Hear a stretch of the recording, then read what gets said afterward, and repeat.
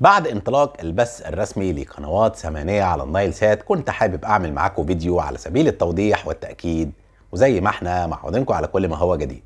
صباحكم فل ومساكم احلى مع محمد حسن HD في فيديو جديد من فيديوهات نايل سات. بعد انطلاق مجموعة قنوات ثمانية على النايل سات، كنت حابب اعمل معاكم فيديو لتوضيح ترددها. اخبط اللايك المتين ويلا نبدأ.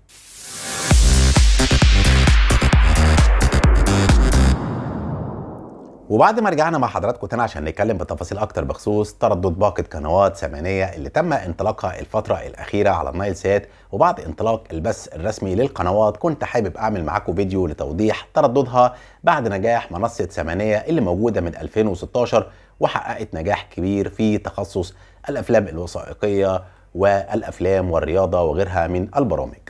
وبعد انطلاق القنوات تحت هذا الاسم في لستة القنوات، بعد ما تعمل البحث على التردد اللي موجود معانا على النايل سات، وهتكون الباقة او القنوات مسؤولة عن بث الدوري السعودي على النايل سات، فكنت حابب اكون معاكم بفيديو لتوضيح هذا الامر.